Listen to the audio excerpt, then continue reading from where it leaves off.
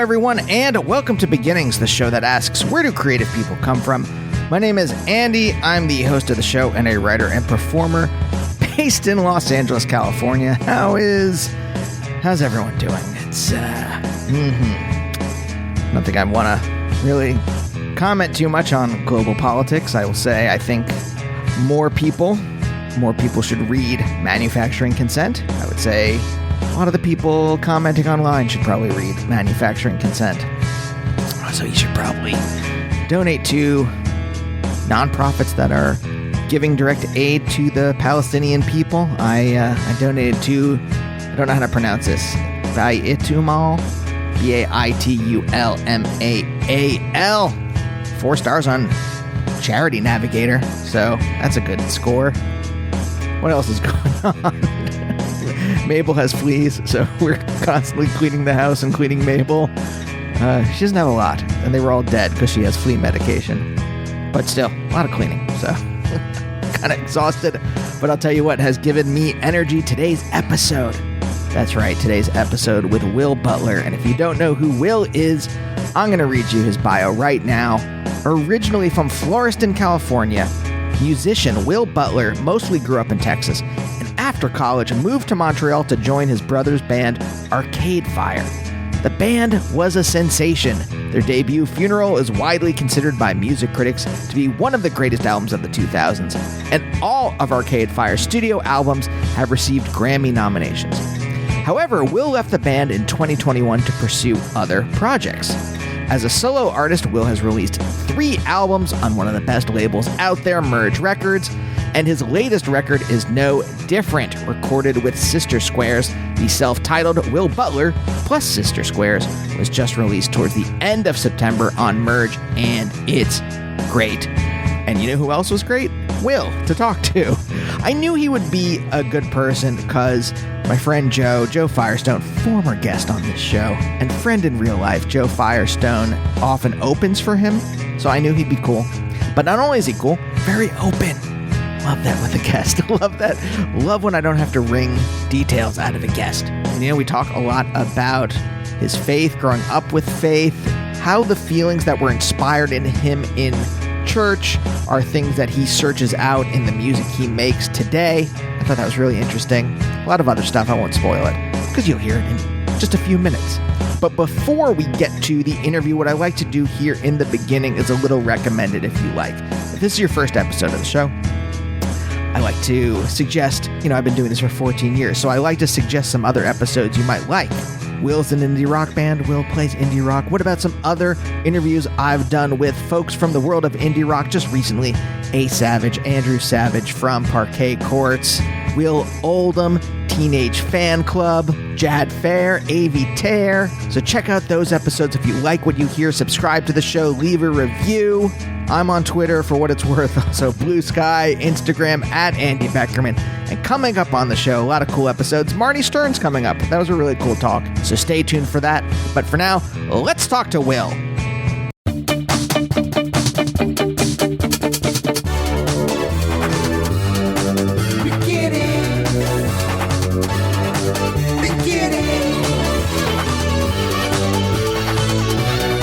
I want to start with this just because it seemed, I don't know, but you went to Phillips Exeter, and I went to Exeter Township Senior High School, and wow, in Pennsylvania, and Pennsylvania, I didn't know anything about like the world of prep schools until like I started. My wife went to Dalton in New York, and that's when I started learning about that whole world, and I didn't realize this before, but when people would ask where I went to high school and I go Exeter, and then they would be like, oh, I didn't understand that until we started dating. And then I'm like, oh, they think I mean that.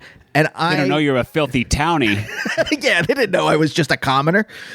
But I am kind of curious about that world. Did that mean anything to you to go there? I mean, was it just like it's a nice education? Did it actually mean something to you outside of that in terms of like status? Well, no. I mean, why I ended up there is my dad went there.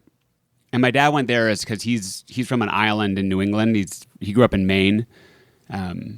and like his family's been on this island for like 400 years, not 400 years, 300 years or something. And there's like, so I went to it because it's like, he went to it because there like literally wasn't a high school where he lived. And so there was a bit of it was a little bit more New England vibe than like American prestige vibes, but it's still, I mean, obviously like it's very fancy. But yeah, I went just because my dad went, and my dad went because he was from New England, and it was like, you can do this. And he was like, do you want to do this? And I was like, I'm 15 years old and I live in the suburbs of Texas. Would I like to leave? If you're asking if I'd like to leave, the answer is yes. Not because of them. My parents were great, but it was sure. Like, yeah, I would get out of here. Sure. I mean, you can just say Texas. If you said Florida or Texas to me, I'd be like, yeah, I get it. And then I love the education. Like it is nice that there's a lot of really smart kids there, which was really fun. Yeah. Yeah. Was it a marked difference? Like, was it a difficult thing to adjust to, or could you just kind of like float into it, if that makes any sense as a metaphor? I don't think being a teenager is very floaty anywhere. It's really hard to decipher what is just the natural horrificness of being 15, 16, 17, 18 versus right. what was specific to a boarding school experience. But I loved it. I mean, it wasn't like, it probably wasn't radically, no, it was better than like the gifted and talented program in Texas, even though that was great. And like, I know a bunch of people that are way smarter than me that stayed in Texas and went to UT and stuff. Like that's like, there's no shade in that, but it was the education aspect of it. Parts of it were really, just tiny classes, and you're like talking about stuff. Even like math, you're like sitting in a circle and like discussing your strategies for how you were solving a math problem, which was really, I loved that. Even like physics, it wasn't like, this is how you do it. It was like, let's discuss, like, how would you approach, like, you're trying to shoot this cannon, like that kind of thing. Ooh, I love that. I love that idea of just sitting around, because I think my worst teachers were teachers that were just, I don't know if it's out of laziness or out of a just belief in authority, where, an authority tells you to do X, so you do X. But like, It was a lot of process. So here's the process to do whatever. If we're in physics class, here's the process, F equals MA, whatever. And you just do that, as opposed to my best teachers were, okay, like my chemistry teacher was, we're going to sit down and think about how chemicals work and how electrons and all this other stuff, and then we'll talk that through. And that problem solving was the thing I carried on, even though I, haven't balanced an equation in probably 25 years. I didn't even do the math right. I'm pretending I'm younger than I am, but you know what I mean, right? I still have that problem solving ability that I gained from that. Yeah, exactly. It's exactly that. And it's like discussing it. And actually my oldest kid is 11. He just started middle school in Brooklyn here. And like the new math that they started 10 years ago or whatever is much more that, where it really works for him. And I'm super into it. I know some people hate it, but it's like, it's not like, now you're going to learn how to do long division. It's like, you've got this thing and you got to make it into this thing. Like, how do you do that? Like, okay, I'm going to need to like get the wheels turning and like, Yeah. Like, oh, good. I like that. I mean, the reason I asked about this wasn't just the Exeter homophone. I mean, that's like 60% of it, but yeah. But I talk a lot about disruptions on this show in people's childhoods, because I think those kind of riffs are more formative than, well, I was going to say that we let on, as if people, but I don't think we talk about them necessarily I think of people's lives as trajectories and the things that nudge them in different directions. And these disruptions, such as moving to a different, like, especially when you're a teenager, away from your family, like a boarding school seems like a big one, especially with a lot of the people I've talked to. It seems like going away for school is a big one. But also, I think, and tell me if this is not correct, but like, you're moving into an elite institution. And I mean, you could tell me like how you grew up and if maybe you were already in those circles when you were younger. But it seems to me that going to an elite institution is a very different kind of being, a kind of way of living than maybe what you had been. And that seems like a big change to me. But I don't know. You tell me. I mean, I can comprehend that more in retrospect. In moving forward, it was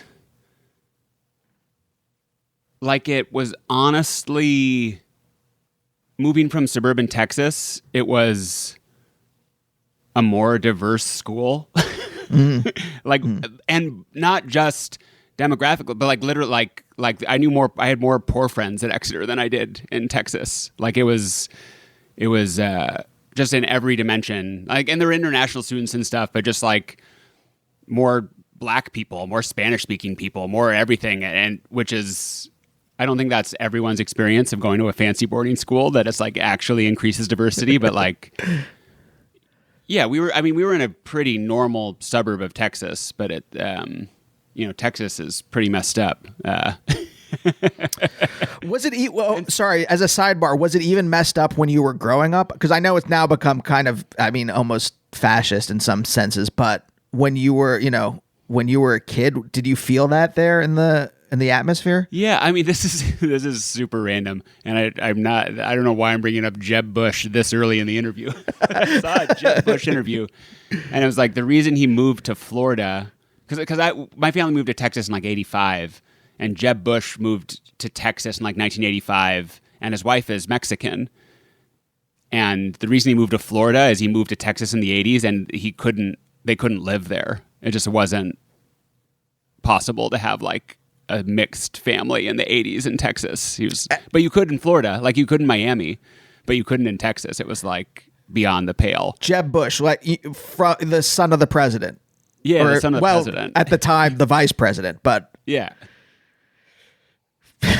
But I'm not a big Jeb Bush fan. I don't know why I'm bringing him up. It just was like indicative of like Texas in the 80s. I mean, again, it was also just like, I'm sure there's suburbs of Pennsylvania that are very fraught as well. I didn't experience it as fraught as a child. It was like a 70s suburbs with bike paths and playgrounds and stuff. Yeah. I ask because you do soak it in some sense. Like my parents, I grew up in Reading, and my parents had told me that in the 70s there were weekly Klan marches in Reading. And then by the time I was born, I think I don't know why they had stopped, but it was no longer there. But it was there in the atmosphere. There was like the atmosphere let me know I was Jewish at all times, if that makes sense. It was like, hey, Jew, without anyone actually saying it. Yeah. No, like literally, I mean, my wife is Jewish and I live in New York, and like I live in a Jewish city now, but I knew there was literally one Jewish person in all of my schooling from elementary school to 9th grade. Yeah. That's one Jewish person and one half Jewish kid who had a Christmas tree. So it was like a very different experience. But no, and it was, again, I was pretty naive. I'm much more conscious of class composition now than I was in my youth. But I was friends with a lot of scrubby New England kids, and it wasn't intentional. I wasn't like, I'm going to seek out the scrubby kids. It was just like, there were a lot of really smart, scrubby New England kids who went there because they were smart and their parents knew about it. And they were like from little towns in Massachusetts or from like meth towns in Maine. And it was like, you're the best person at math that's ever lived in this town. Like, we got you a scholarship to Exeter. And so I in my naivete just experienced as like, oh, I'm friends with these people and we're doing silly theater projects and then it's like, oh, that person's last name is Rockefeller. But that wasn't my, it's like, oh, that person got kicked out for dealing cocaine, but it was pretty peripheral to my experience. Yeah. It was more like, oh, these like, my friends, I want to hang out with my friends, but they're all smoking cigarettes with the townies. Fine, I'll just do my homework. I ask this because I think when I was a kid, I was very uncomfortable in context where I didn't know the rules, and I knew that like when we were at the houses of wealthy friends of ours, I did not seem to know the rules that they lived by, and so it made me very self-conscious in those contexts. And I'm kind of curious, and whether it's like whether you grew up wealthy or not or whatever, it's moving to a different context suddenly puts you in a space where you're like, wait, what the fuck is going on? Or maybe it wasn't for you and you just kind of, again, naturally were able to be like, oh no, I know what's going on. Does that make sense? Yeah. I mean, again, it's this weird kind of Yankee. My dad's so fucking Yankee, for good and for ill. And my mom's from California. My mom's like a LA Californian musician. So it was like my dad just always saved money. We were never even close to hurting. So, but it wasn't quite, but we like ate generic brand cereal, but we were like, we were probably had more money than like the rich people with the pools in our town. But I actually never knew because my dad is a Yankee. And so he would never, I still to this day do not know how much money my dad, who was a geologist, made at any point in his life. He was like a geologist for Pennzoil, not an executive or anything, just like a geologist. But I know they saved a lot of money, and I know that like my grandparents were super uptight about saving money. So I think there was always money there, but it was like eating the store brand cereal, but not in a suffering way. Like in no way suffering. I'm just trying to. It's definitely Marx has a term for whatever my family was, and it's whatever it is. It's like the small business owner, deep bleep blah bluberdorp. But it did mean, yeah. I mean, I was extremely naive about anything, so I was like pretty comfortable waltzing in. I mean, I definitely went to the rich kids' houses, and it was like, wow, you have every Little Debbie snack cake. Like, what is going on here? Like, what is this? This is weird. And like, your house is the soundscape of your house is very different. Like, and like, how come your little brother gets to say so many curse words? Yeah. Yeah, I love all those little differences. Yeah, that you're like, oh wow, I can have the oatmeal cream pie and I can have the little zebra cakes. Ooh. But I suspect my dad probably had more money in the bank in case an earthquake struck than the rich kid. Like this is not like indicative of power or privilege or anything, but it's truly just vibe, where it's like my mom is like a California hippie, so it was like homemade cookies and like store brand cereal and that sort of thing. Yeah, sure. But that's the stuff that formed you, right? It's not the actual whatever the number was in your parents' bank account. It was how that presented, the actual presentation of that in your life that then formed your consciousness, which is what the interesting part is, as opposed to like, because I mean, I grew up, we're both, I think, captured. I was going to say, constructed. Let's go with constructed as opposed to captured by the bourgeois mentality, which is we're comfortable in our lives, yet we're empathetic and ethical people, and so are worried about the rest of the world in a way. And those two things, if we're going to talk about Marx, those two things butt up against each other and create our particular anxieties and neuroticisms. And I think that's the interesting part, is how you develop. And again, I'm asking this stuff as a way of getting into the question of how and why people create things. Because I think that this is all the stuff that's like, oh, well, why are we doing this stuff, or how are we doing this stuff? I grew up middle class, but also comfortably middle class. There was never a question about whether we'd eat or not, right? Right, that kind of stuff. But I'm curious about your dad's job exactly. Like when you said he was a geologist for Pennzoil, what did that exactly entail, if you know? I mean, so there were two phases. Like, he worked for Pennzoil until I was in like third grade or something, which was like traveling a decent amount I went to Egypt a few times when I was a kid, and like I think he was literally in sulfur exploration, just like trying to find sulfur deposits which are related to oil. But then he got laid off when I was in third grade, and we moved across town because we were maybe going to move to Maine. We didn't know quite what we were going to do, and my dad then was kind of like a freelance geology consultant, which you can do in Houston. You can like do it in Houston. You can do it in Dubai. I think you can do it in the Philippines. You know, it's like just one of those. And so we moved across town. So I switched schools in third grade, which I don't remember as stressful, but my parents were like, "Oh my God, it like destroyed you." But I have destroyed those memories. And then, yeah, I mean, he just commuted to an office, like functionally he commuted to an office and came home. It was a very 9-to-5 classic dad born in 1942 vibes. Mm-hmm. Yeah, like home on the weekends, you know, pretty standard office dad, I think. I never had a different office dad. Yeah. No, I had an office dad. I think I understand. Yeah. Just was when he was home, was he present in your life? Yeah, very much so. And we would you know, go to the lake or go to the beach, or you know, we did normal childhood stuff. Like it was pretty. Yeah, felt very. I was never like, what are the other dads doing? It felt very, very.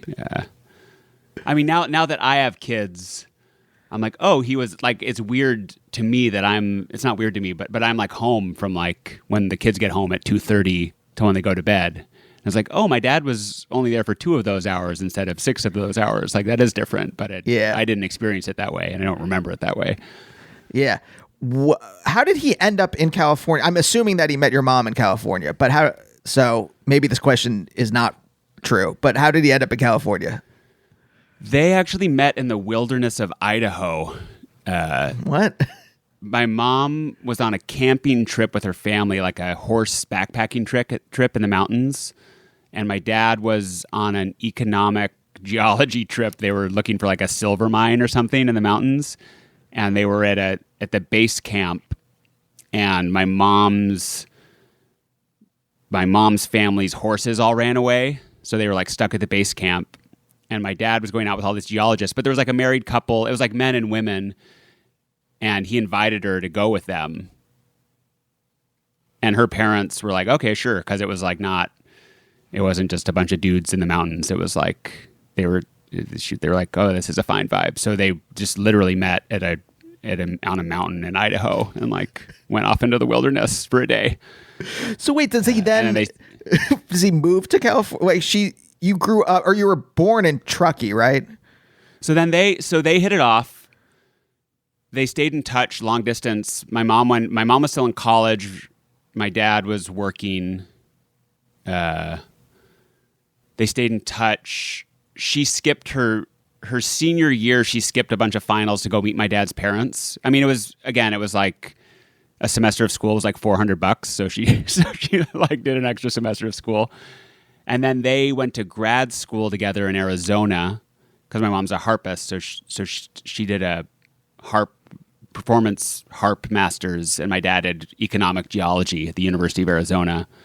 And then he got a job in Reno working for Pennzoil, like doing mineral exploration in like the Nevada desert. And where I was born, Truckee, is right across the border from Reno.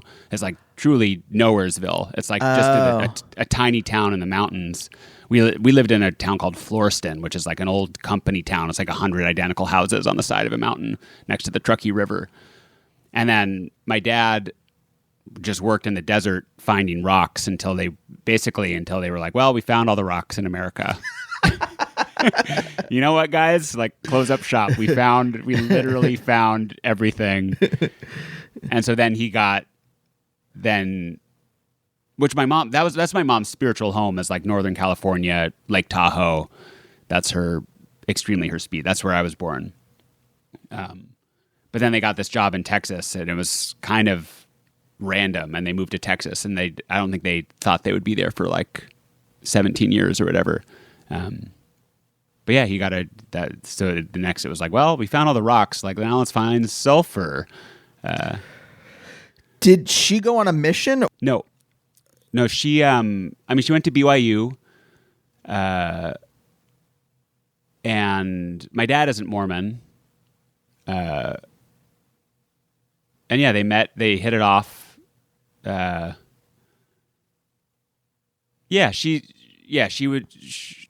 like entertainment. Her whole family is all artist Mormons, so there are varying degrees of strictness. Some of them are like super self-identified Mormon Taliban. No, but not really. They're not actually. Because there actually is Mormon Taliban. They're not. I know what you were talking about. And some of them are very hippie and chill. You know, they run the gamut. Yeah. Yeah. No, I was just wondering if was that a problem at all, or was that something that they had to negotiate when they met or when they got married? I don't think so. I think it mattered to my mom, but like my mom's dad wasn't Mormon. He converted in his 70s. And lots of her my mom's mom comes from a giant Mormon family, and all her sisters and brothers are all Mormon families. But there were tons of mixed marriages and tons of making it work, and she had lots of examples of various ways of making things work. Yeah. I guess the thing I'm curious about is, what is the soup you are born into, right? Is the soup you're born into where people have to negotiate discussions of the divine, or is it where here's some possibilities for you, for your life, or for your connection with a larger feeling of faith? Yeah, I mean, we went to church on Sunday, and my dad would come a third of the time, and it just kind of was a fact of life. And Texas Mormons, like there's Utah Mormons and there's Texas, like Texas Mormons, it's like slightly more chill, and it's like a little bit more, it's like both more chill and also more repressed minority, which actually kind of helps the Mormon vibe. Like it's a better vibe when it's as a repressed minority as opposed to a dominant. Well, you never know, but it's very different. Like it's not in Texas. It wasn't the culture, and there were like all sorts of people doing all sorts of things in the church. So yeah, we went and we, sang hymns and definitely absorbed lessons, both good and ill.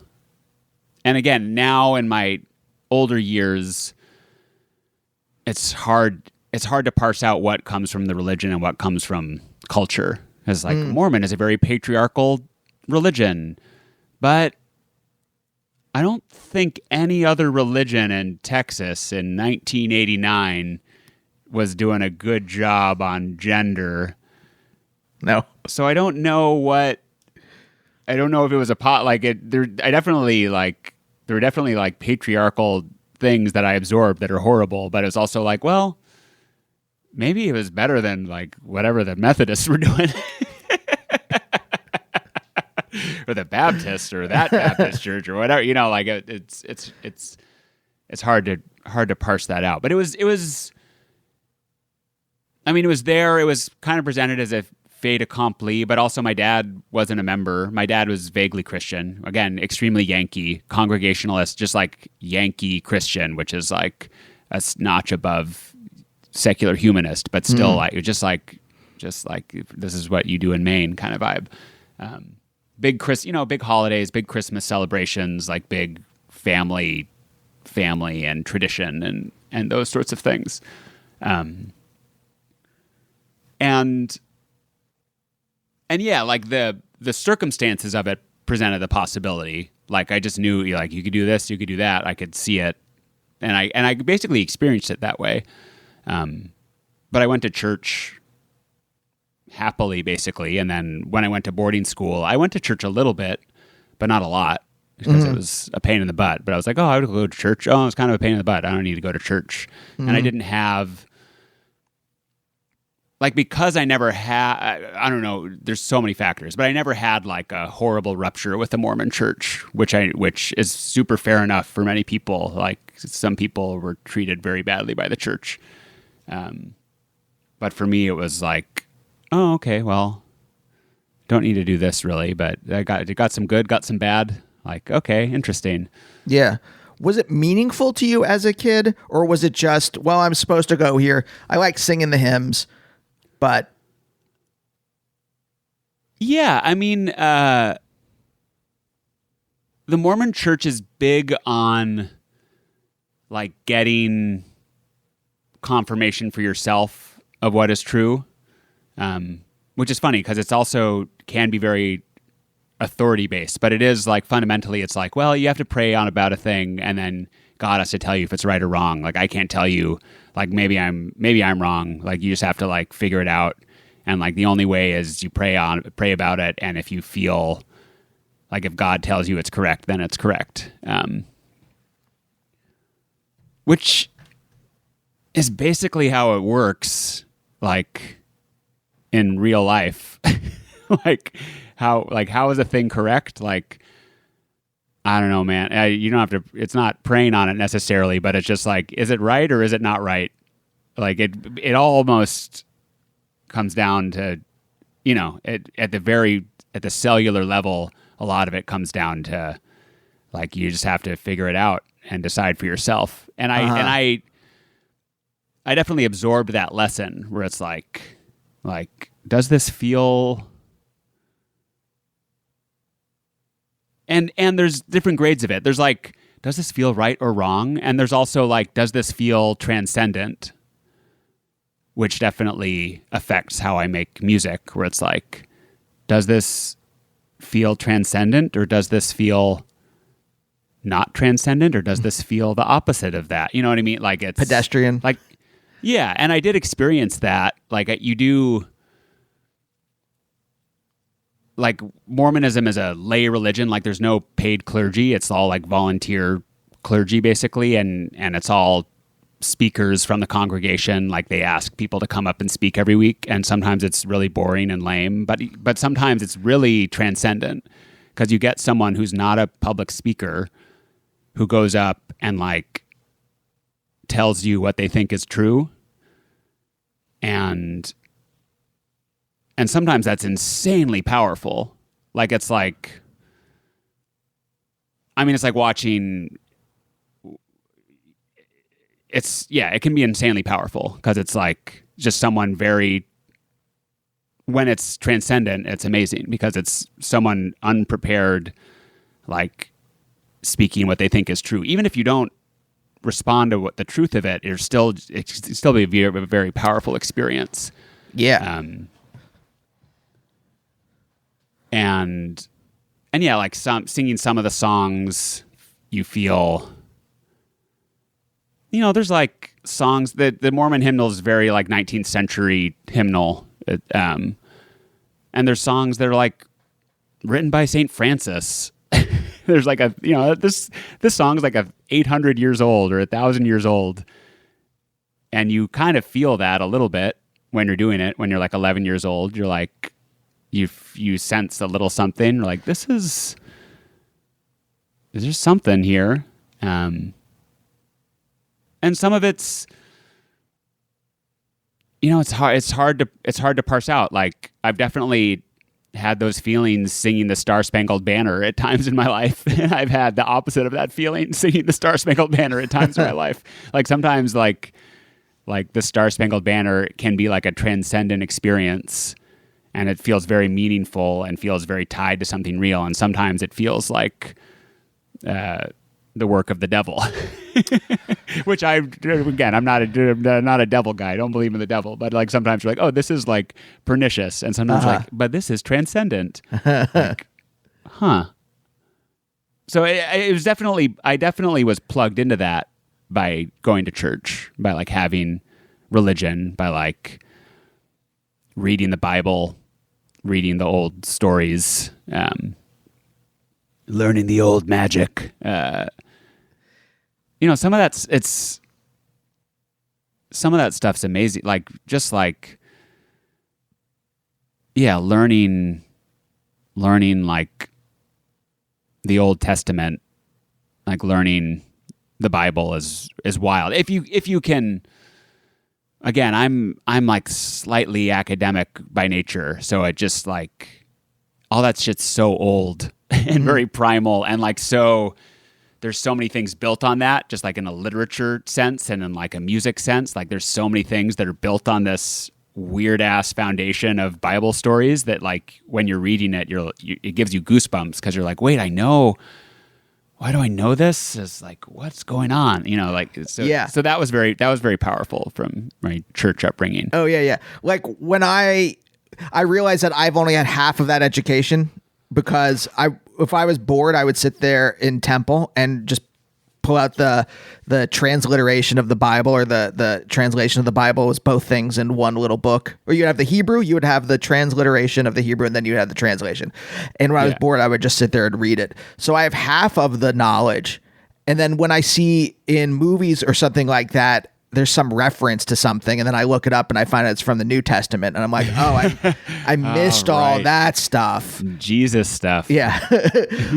In terms of the transcendent, was that something that you think you were always seeking in, I was going to say writing music, but maybe I mean just in creative acts, period? Or is that something that you have come to seek later in life or at some point, whenever, right? Was it something that you eventually turned towards, like, oh, you know what? This means something to me to look for this feeling in music, or to try to inspire this feeling in others through my music. Yeah. And I would say it was not primarily or initially music based. I would say it's arts based in general. Like probably first was like singing hymns, singing Christmas carols, like kind of day-to-day music. But then it was writing and reading, like seeking it out and writing and reading. And I did a bunch of theater in high school. It was definitely natively there or absorbed before I was conscious of like that, like through church and through vibes and through having a musician mom. I absorbed a lot of like sense of beauty and sense of like transcendence and sense of how to seek that out. You know, like we would have these big Christmas parties and we would sing carols and stuff, and like you get like 40 people singing Silent Night. It's like very powerful. Yeah. I mean, probably less so if you grew up Jewish. It's probably freakier. 40 people singing Silent Night in the original German. Analogically, I got from singing, things in temple. I got what you were saying. Yeah. But yes, no, I understand. And so, but then and then I probably started systematizing it in high school. Like I took a philosophy class in my third year of high school. In Exeter, they were the upper middlers. That's what third year is, not junior year. Upper. Interesting. Prep, lower, upper, senior. Anyway, my upper year, my third year, my junior year, I had a philosophy course, and we read like Notes from Underground by Dostoevsky, and read a little bit of Kierkegaard, and like a little bit, just like proto. Yeah. That was my freshman year existentialism class. I remember. Yeah. Yeah. Proto existentialism. And it just like that kind of like, kind of chaotic seeking for something else, like sense of meaningless, but also creating meaning, but also it being like a little bit chaotic and a little bit confused. I was like, oh, that's I relate to that. I wasn't the existentialist who like started smoking cigarettes and like nothing matters. It was like, I'm an existentialist in that like, I know building the Crystal Palace is bad, and I don't know what the good thing is, but I suspect there is a good thing. You weren't the Nietzsche kid. You were the Sartre kid. Yeah, I mean, I was the Dostoevsky kid, but it was, and again, now I'm like, oh, Dostoevsky would be like, the answer is Orthodox Christianity. but he's like enough of an artist that he didn't say that. Like I was reading, this last year I was reading Dostoevsky wrote like a years of a magazine called Diary of a Writer, and it's like basically all his op-eds and stuff. Oh wow. And it's like parallel with writing the Brothers Karamazov and stuff like this. And some of it's amazing, some of it's horrible, and some of it's so fucking dopey. Like it's like him talking about like he's just like very Russian nationalist, like Russia is the savior of the world, like we should be invading Crimea kind of vibes, like really horrible, really stupid. But he has like his op-ed hat on, and then he puts his artist hat on, and like he'll have this, like he'll say, like he's in this opinion piece, he'll write what he thinks, and you're like, man, you're a fucking dumbass. And then he'll take that exact thing that he wrote and he'll put it in one of his novels, and he'll put it in the mouth of some really compromised character, and it's so interesting.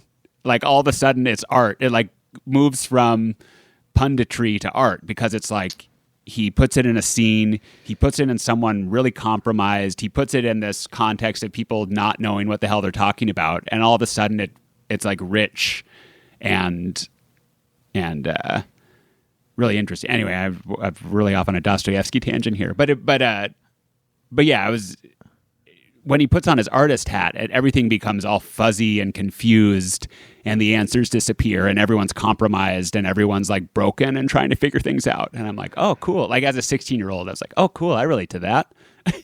Sorry, can I go back just for one moment to the op-ed? Like, it's because the way you're describing it's almost as like Thomas Friedman or David Brooks wrote like Portnoy's Complaint or something. I couldn't think of an exact parallel, but it's like, his op-eds, the way you make it sound, are so kind of just like pedestrian newspaper type stuff. It's insane. It is literally that, where it's like, oh God, if David Brooks wrote a novel as good as Dostoevsky, I would be down with whatever his stupid column says. Like, but he doesn't. But it's like, because he does, like, his chief work are these amazing novels that are so deeply human. But the off the cuff response to the news, 30% of it's actually super interesting. Like there's a spate of suicides, and he has this crazy essay on like suicides, and it's not like, I don't think he's right, but it's really interesting to see someone thinking through like, why are all these young people killing themselves? But the like op-ed, like the pro-war op-eds are like sub Ross do that, whatever, like just horrible, like utter garbage, like not thought through, like full of hole, like really embarrassing. You're like, wow, this is dumb, but you're so smart. Like, wow, you can make something dumb even when you're really good at writing. Interesting. And then he puts on his artist hat, and you're like, oh, now you took this and you made it art. And like, did you ever read The Grand Inquisitor for school? No. Do you know what the Grand Inquisitor is? It's like no. It's a section from the Brothers Karamazov. It's like sometimes people read it in high school as like its own section, and like it's basically about like another proto existential text about like freedom of choice, and like the Grand Inquisitor. Like Jesus comes back to Spain in the 1600s, and the Grand Inquisitor throws him in jail and is like, we're trying to undo your work. Like, we're trying to take people's choice away. And like we just want people to give people bread and they'll be happy. And I mean, there's kind of an easy anti-communist interpretation of it. But anyway, it's like a beautiful chapter. And then you read like the sources of it, and you're like, oh, and also he really hated Catholics. Like, oh, this is literally one step away from like a full, just raging anti-Catholic screed, but you made it art, and it actually is multidimensional, but it's like, it's really close to just a one-dimensional, like, I hate Catholics piece. Oh. But it turns into something about humanity, but it's also like, oh, you also just like hate the fucking Catholic Church. That's super interesting. And you probably don't like Jewish people either, do you? Like, wait a minute, what's going on there? But again, once he situates it in like how humans actually think, it becomes like an expression of how humans think and how they're navigating the world. And it's done with such artistry that you're like, oh, that is, how do I think about freedom, and how do I think about material needs versus spiritual needs, and how do I think about like where am I going, and all, it works on many levels, which is, anyway, I'm into it. That's so interesting. No, just in terms of like having that kind of firewall in your, if you would think if you were if that kind of humanist writer, right, you would be able to turn that. I used to be a philosophy professor, and one of the reasons I'm not in academia anymore is because I couldn't stand the fact that the philosophy folks around me were never turning that faculty on themselves and the work that they were doing. That it was that there was this weird firewall between. I'm like, hey, if we're supposed to be looking at like what it means to be human and everything that flows out of that, and you're not applying that to yourself and the discipline that we're in, and the department we're in, and the bureaucracy we're in, and not using your own faculties to analyze that stuff and see why you're doing the things you're doing, or why we're doing the things you're doing. Why are we?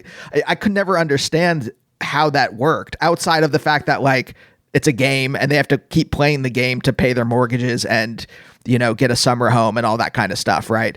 That part I could understand in retrospect. Yeah. But this kind of like, just hearing about like Dostoevsky, it's just kind of blowing my mind a little bit that you could be that kind of writer and still not turn that faculty, unless it's a job. Like, I got to write this op-ed and they're going to fire me if I don't write these things. Like, that's the only thing I can think of other than it's just a complete compartmentalization in his brain. I mean, I think it was...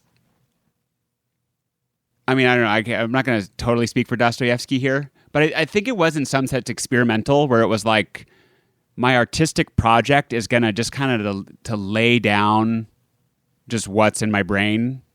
Like, I'm gonna be like an open conduit to like respond to what I think, and that this will be like this project, and like I do in some sense recognize it as compromised, but it's almost like he's reaching for like stream of consciousness on himself. It's like, what would it be to like have a writer just stream of consciousness a year in Russia and just like, oh, this is what I think, as like an artistic project. I also think he was doing it to pay gambling debts.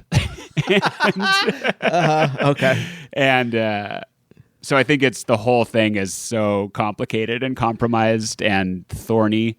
I mean, I wouldn't recommend the highlights of The Diary of a Writer. I would recommend, but the general project of reading it is not worthwhile unless like you have some bone to pick with 19th century literature or Russian literature, which I do for some reason. But yeah, he's self-conscious enough, and he's like changing voice enough, and he's like doing weird introductions to these pieces enough that you can tell there is a project there. And it does contribute to these other works that he's making at the same time that are very transcendent to me. But yeah, it did blow my mind, like how dumb some of the stuff was. I was like, wow, this is blowing my mind. It was kind of encouraging, kind of encouraging for humanity. It's like, wow, maybe some of these people really could do something great. So wait, when you were younger, actually, let me start with this. Do you remember what the feeling of that transcendence was in your body, either physically or emotionally? Yeah, I mean, it's to me, it's always classically been goosebumps. It's been like the shimmer at the base of your neck, and you feel like crying a little bit, and you're like, why do I feel like crying? Like physically, on a physical sensation, I definitely have that, particularly with art, with music, with painting, with books, with like passages from books, just like, whoa, like this is something. And sometimes it disappears when you return to a thing, but like when you do it, it's like there's something there. Like there is that physical sensation. And then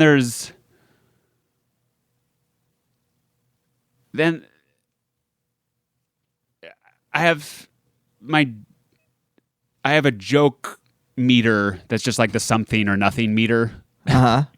Where it's just like, is this something or nothing? And that's like the other feeling I have. And it's not transcendent, but it's like, is this something or nothing? I think this is something.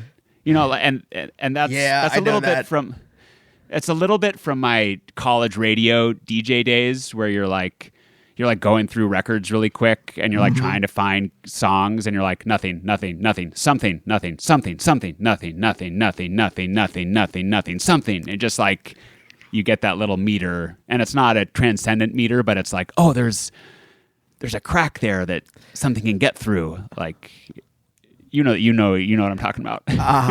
Yes, I'm violently not for the listener. I'm violently nodding my head because it's so both from I was also a college radio DJ and from just like flipping through records or CDs at Paul's CDs in Pittsburgh and just like. Yeah. Like you just get a thing in your head. Like it's just like I was thinking this too when you were talking about transcendence. For me, when I get that feeling, I don't think I've never had a feeling necessarily a consistent feeling, let's say, of faith or of a connection to something divine or something like that. But I know when I'm in the presence of something meaningful because it feels as if there is a presence. If I'm reading a poem that seems particularly meaningful to me, it feels like a full presence has surrounded me. And that's at least I think my version of that, of what the transcendent feels like to you. Completely. I'm curious if you were able to articulate this when you were younger, or if it was just a feeling that was a phenomenological feeling in your body or around you, and it just produced in a kind of emotional response in you, or if you were able to kind of like, because you seem like a self-aware person, and I'm wondering at what point does that self-awareness enter your life? Was it always there, or is it something that you gained as you grew up? I mean, in religious terms, in Christian terms, in Mormon terms, they called it the Holy Ghost. It's like, that's the feeling of the Holy Ghost, saying that something is true. Which I never, like,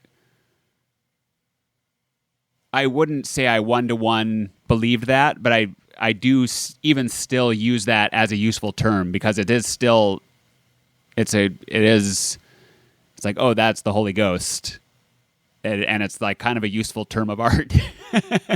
And I would definitely process it with that language as a kid, but without like, it wasn't, even as a kid, I think it was pretty nebulous what that feeling was, but I was happy to use that terminology. I wouldn't even say it to anyone, but I was like, oh, that's the feeling that people are talking about when they say the Holy Ghost is saying something good or bad.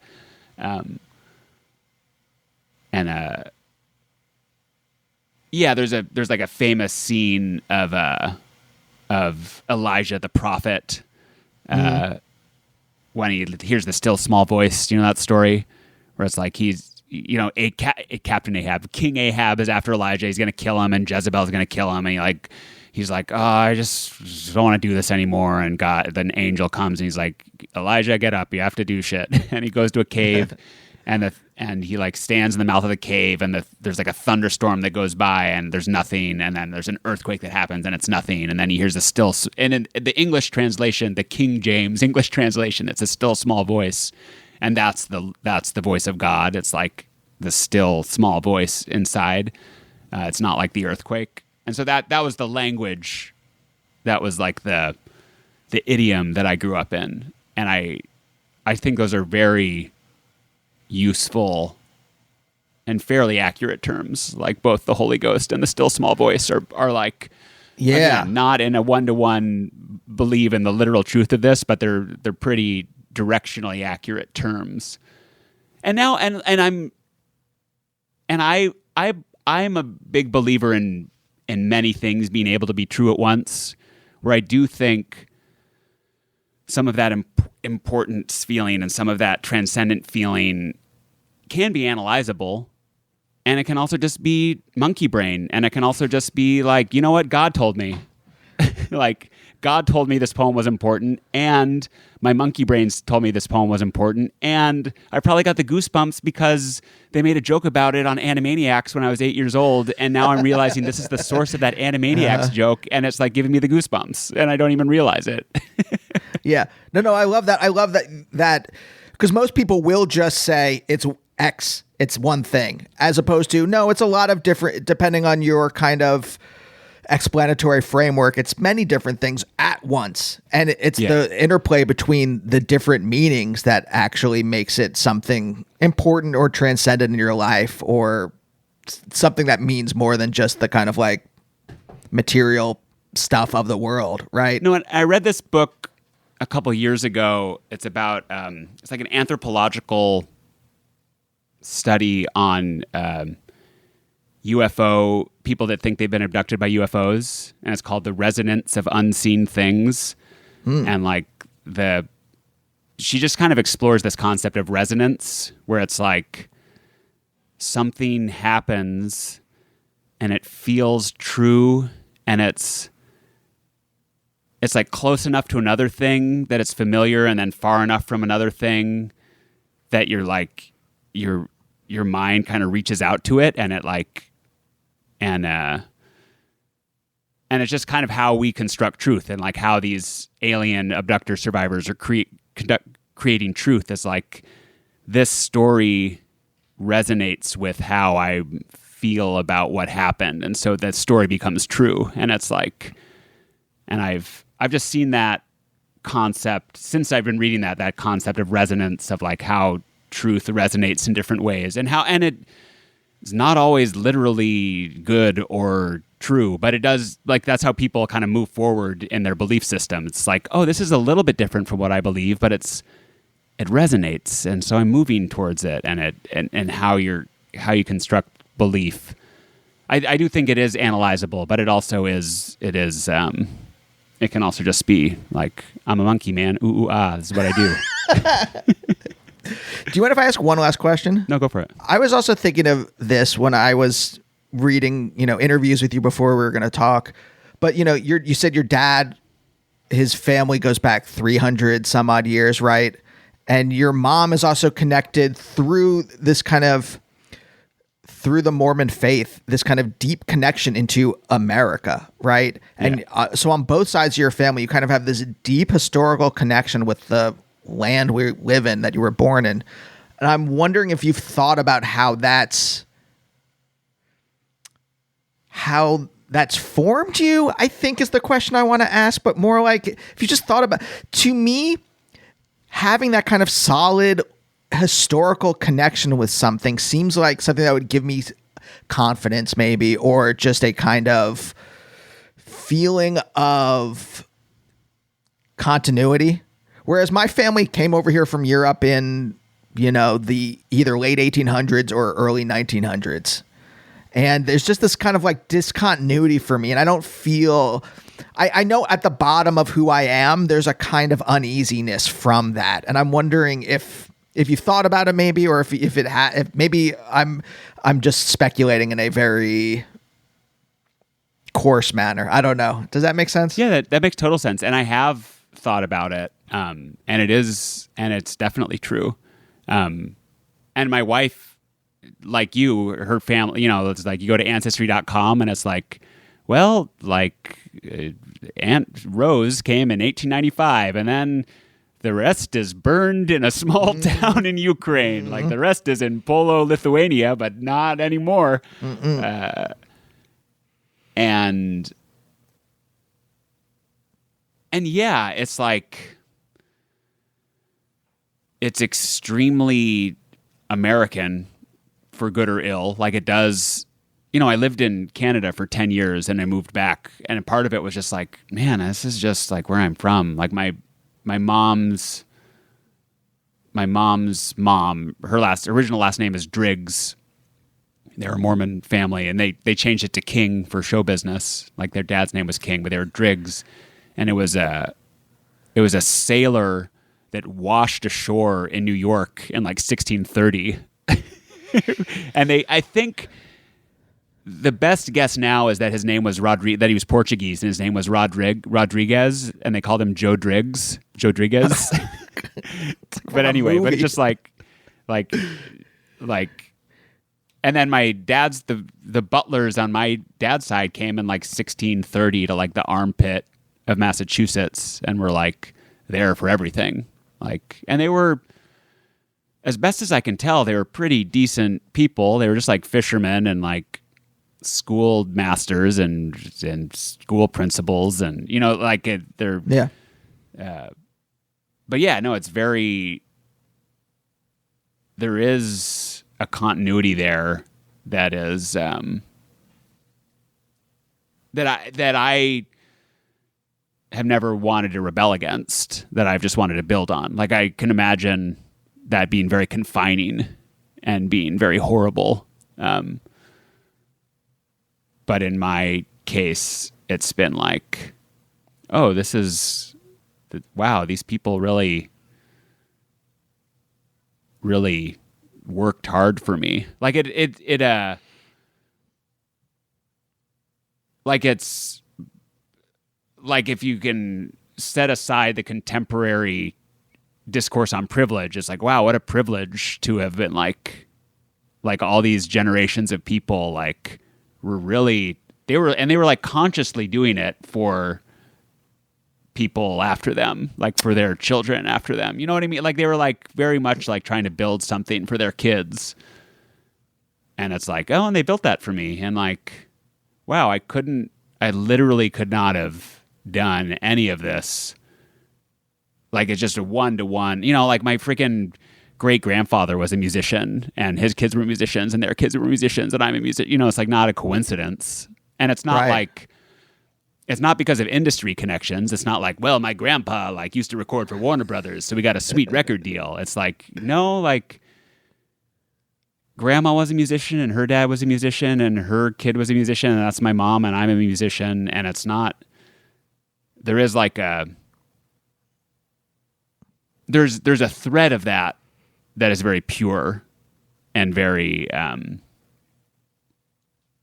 beautiful and very much worth keeping alive. There's many threads. There's threads of it that are not pure and that are weird and that are as American and horrible as anything. And there's threads of it that are very pure and very, very sustaining. And yeah, I mean, I have kids now. I have 3 kids. I've got 5-year-old twins and an 11-year-old. And it's like we do